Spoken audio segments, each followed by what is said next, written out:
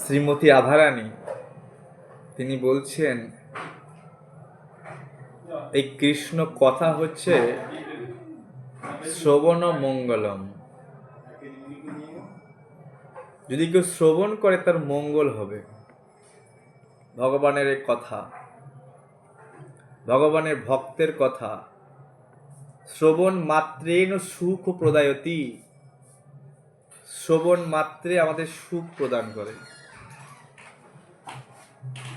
তাই নিত্যম ভাগবত সেবয়া, ভাগবত কথা রোজ শ্রবণ করা উচিত।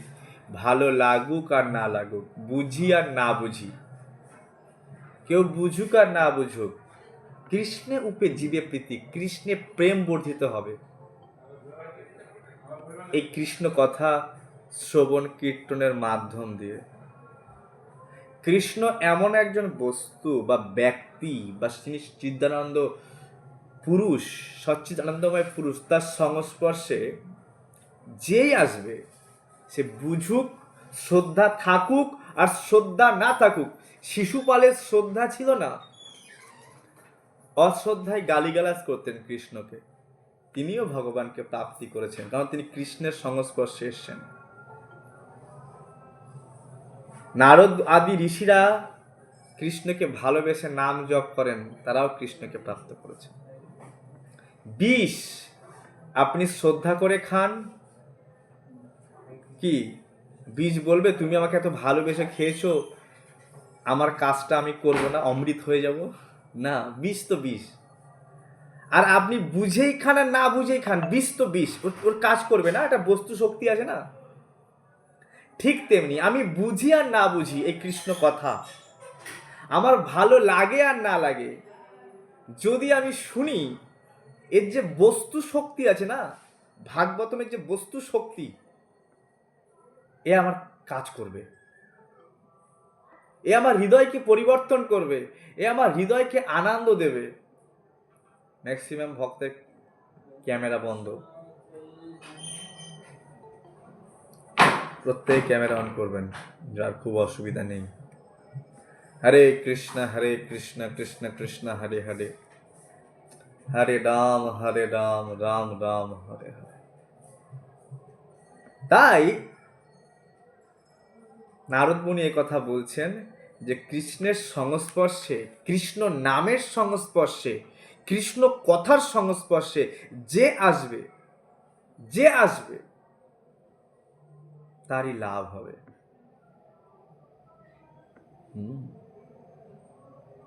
সে ভালোবাসি আর না বাসি, শ্রদ্ধা থাকুক আর না থাকুক, মন লাগুক আর না লাগুক, যদি আমি কৃষ্ণের সংস্পর্শে আসি, কৃষ্ণ নামের সংস্পর্শে থাকি, কৃষ্ণ কথার সংস্পর্শে থাকি, তো প্রফিটই প্রফিট।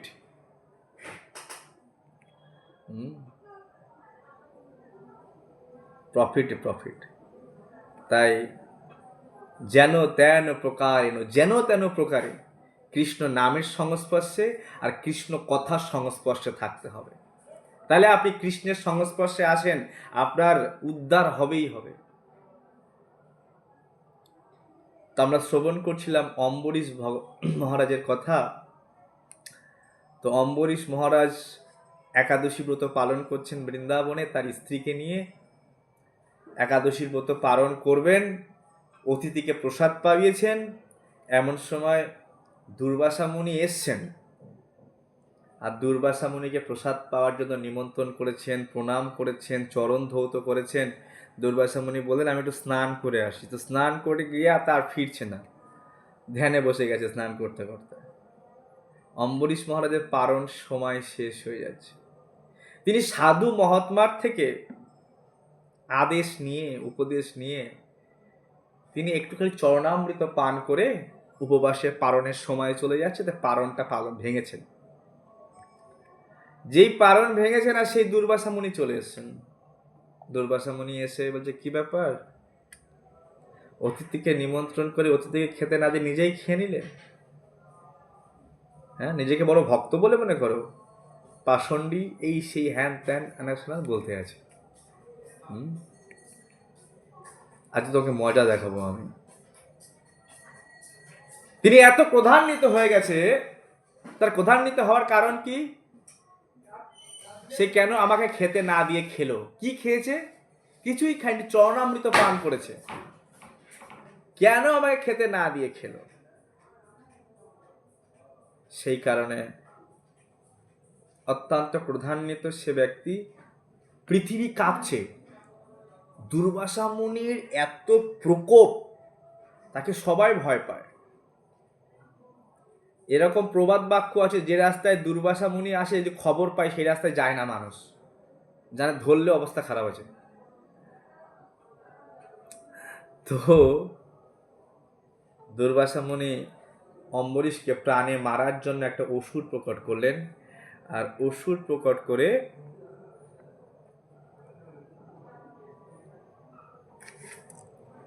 মারবার চেষ্টা করলেন।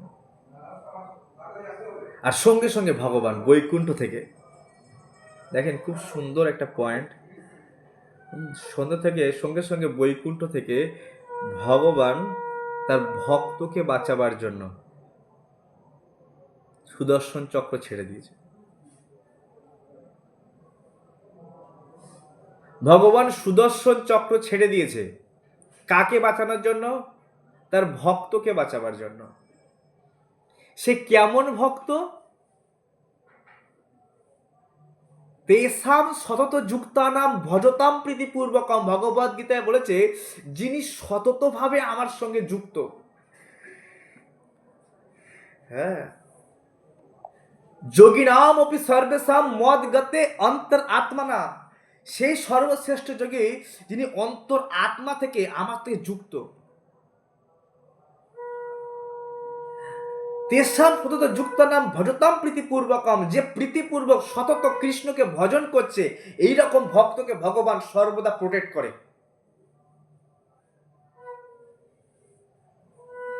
আজ অম্বরীশ সেই রকম ভক্ত, যদি নিরন্তর মন দিয়ে কৃষ্ণ কথা চিন্তন, হাত দুটি দিয়ে ভগবানের সেবা, কান দুটি দিয়ে কৃষ্ণ কথা শ্রবণ, জিহ্বা দিয়ে কৃষ্ণ কথা বর্ণন, কৃষ্ণ নাম উচ্চারণ, তিনি নিরন্তর এভাবে কৃষ্ণকে সেবা করতেন।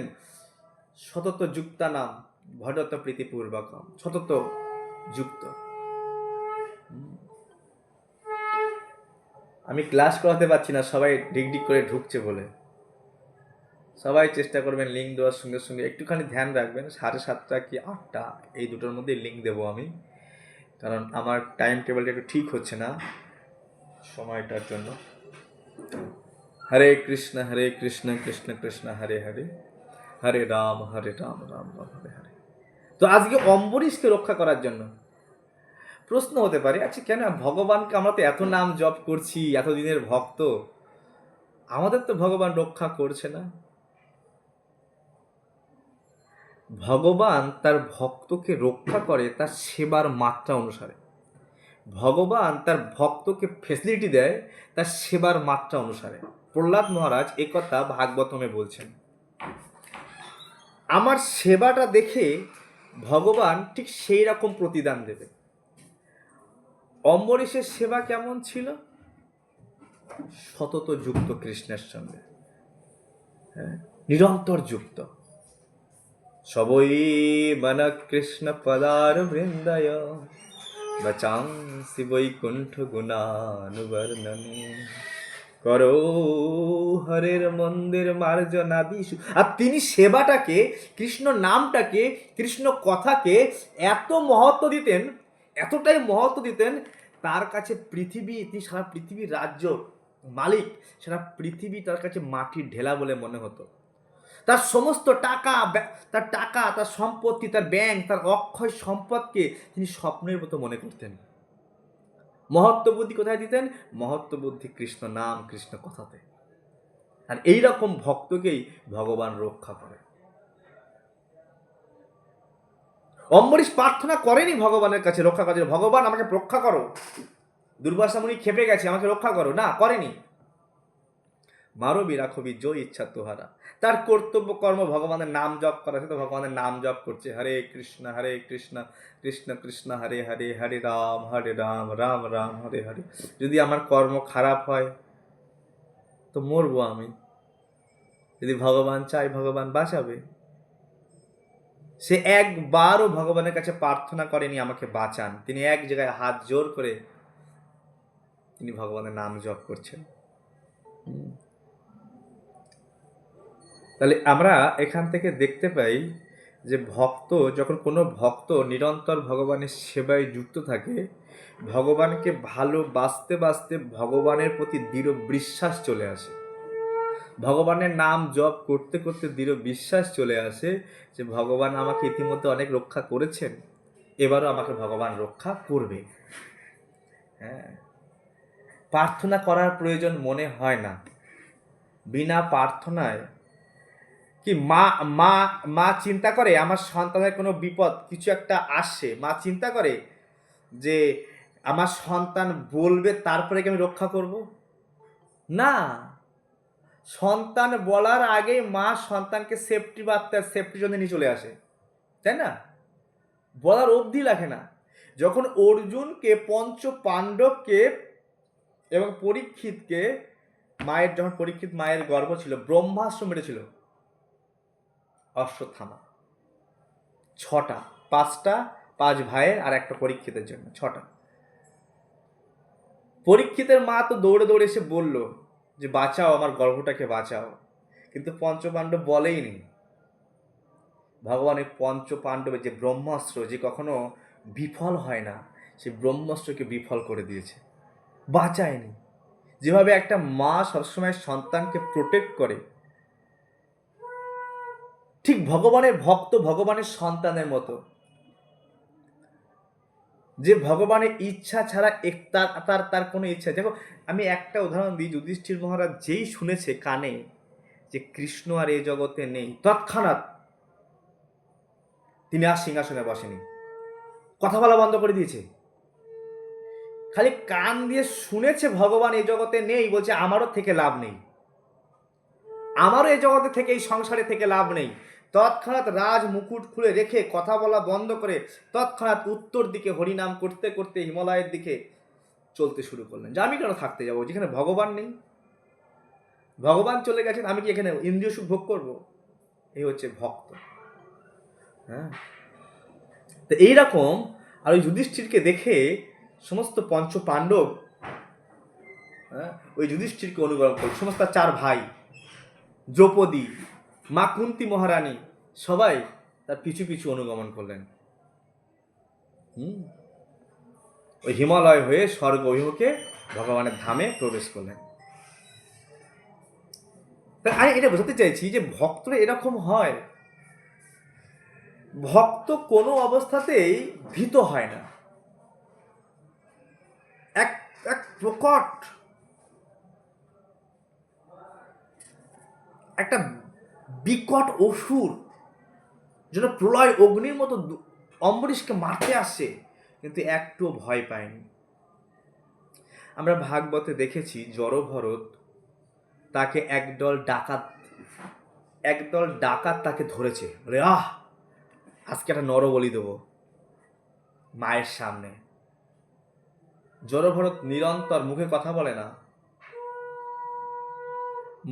বলে না, কিন্তু নিরন্তর অন্তর থেকে হরে কৃষ্ণ কৃষ্ণ কৃষ্ণ হরে হরে, হরে রাম রাম রাম হরে হরে নাম জপ করতে করতে এত প্রবীণ হয়ে গেছে না, তাকে আমাদের তো ঠোঁট নড়াতে হয়, তাই ঠোঁট নড়ান না, তারা অন্তর থেকেই জপ করে হরে কৃষ্ণ কৃষ্ণ কৃষ্ণ হরে হরে, হরে রাম রাম রাম হরে, নিরন্তর জপ করছে।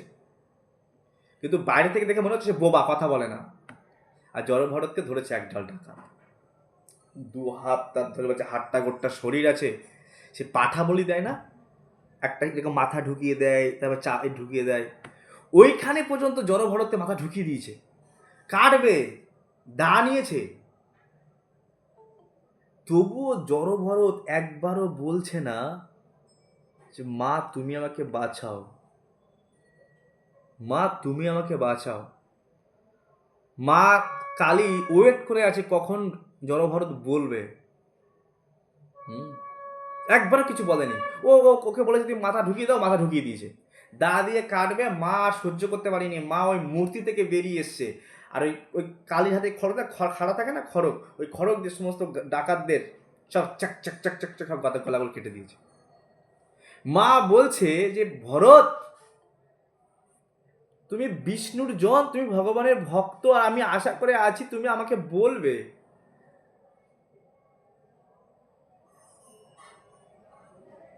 কিছুই বলেনি। তো এ হচ্ছে ভগবানের ভক্ত, কোনো অবস্থাতেই ভীত হয় না, কারণ ভগবানের ভক্ত ভগবানের উপরে আশ্রয় করে থাকে, নারায়ণ পরায়ণ ভক্ত, কোনো কিছুতে ভীত হয় না। আমরা দেখতে পাই কৃষ্ণ বৃন্দাবন লীলায় ভগবানের সখা, দেখেন তারা এতদিন কখনো দেখেনি যে একটা বিশাল বড় একটা গুহা, তারা বৃন্দাবনে খেলছে খেলছে খেলছে, খেলতে খেলতে একটা বিশাল বড় গুহা দেখেছে। মানে অঘাসুর মুখ হা করে বসে আছে এরকম ভাবে। অনেকের ফোন বন্ধ কেন? সবাই ঘুমিয়ে ঘুমিয়ে ক্লাস শুনছে নাকি?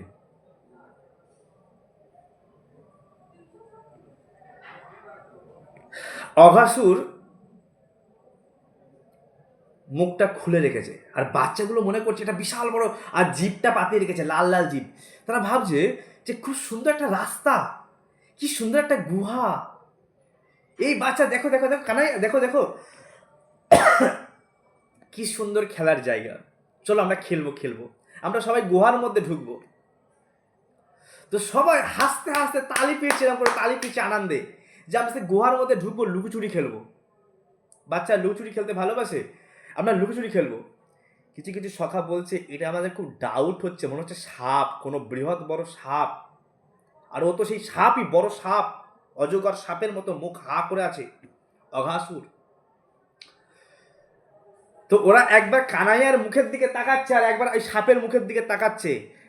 ওদের খেলারও বাসনা, খেলার বাসনায় ঢুকছে, আর মনের মতো তালি পিটছে, আর কানাইয়ের দিকে হাসছে, কানাইকে দেখে, কানাই আমাদের কানাই আছে, আমাদের মাধব আছে, তাই আমার তো কোনো ভয় নাই, যদি সাপও হয় না তো কানাইয়া আমাদের বাঁচিয়ে নেবে। এ হচ্ছে কৃষ্ণ ভক্ত। আমার এই জায়গাটা এত ছোট ছোট বালক, ছোট ছোট বালক খেলা করছে, কিন্তু দৃঢ় বিশ্বাস আমাদের কানাইয়া আছে, কানাইয়া বাঁচিয়ে নেবে। ও বুঝতে পারছে এটা সাপ, আবার ছোট বাচ্চা খেলতে ইচ্ছা করছে, মনে হচ্ছে গুহা, একটা বিশাল বিশাল বড় হা করে বসে আছে, আর সব বাচ্চারা ওই তালি পিটতে পিটতে, হা হা হা হা তালি পিটতে পিটতে ওই অঘাসুরের গুহার মধ্যে ঢুকছে। আর কানাইয়ার মুখটা দেখতে দেখতে সেই গুহার মধ্যে ঢুকছে, আর বলছে যে আমাদের কানাইয়া আছে, কানাইয়া দেখে নেবে, যদি সাপ হয় কানাইয়া দেখে নেবে। পুরো বিশ্বাস কানাইয়ার প্রতি, অবশ্য রক্ষিবে কৃষ্ণ বিশ্বাস পালন। তাই একজন ভক্ত, আজ অম্বরীশ মহারাজ, আমার মাধব আছে, নারায়ণ আছে, ভগবান আছে, কিসের ভয়? হ্যাঁ, তিনি প্রার্থনাও করেন, হ্যাঁ, তিনি চুপচাপ দাঁড়িয়ে আছেন।